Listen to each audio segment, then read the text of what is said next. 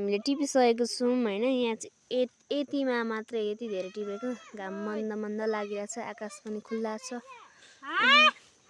यता चाहिँ भाउजू टिपिराख्नु भएको छ हैन गाइस।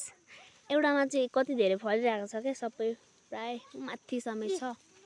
अनि यहाँ चाहिँ भाउजू हुनुहुन्छ, टक्क बोकेर खाम भनेर राख्नुहुन्छ हैन। तर यो चाहिँ खाने हुन्छ नि रोन थोर्छ गाइसहरु, यो चाहिँ खाने तरकारी खाने हो क्या। मन्द मन्द घाम कति राम्रो लागिरहेछ। भाइ बहिनीहरू पनि यहीँ छन्। खोर्सानी छ यहाँ चाहिँ भर्खर यो चाहिँ लगाएको छ है गाइस। यहाँ चाहिँ कुराकानी गर्नु हुँदैछ, हाँस्नु पनि हुँदैछ क्या भाउजू चाहिँ। अनि हाम्रो मम्मी चाहिँ कोपी छ हाम्रो बारीमा, के चाहिँ छैन के अम्मा म त खुसी।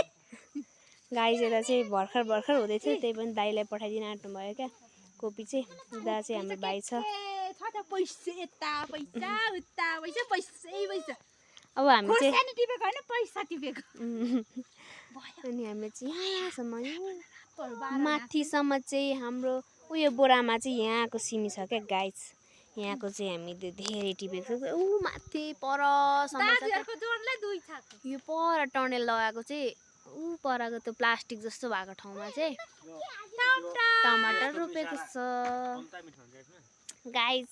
बाई बाई, आजलाई यति नै, भोलि भेटौँ है त, बाई बाई।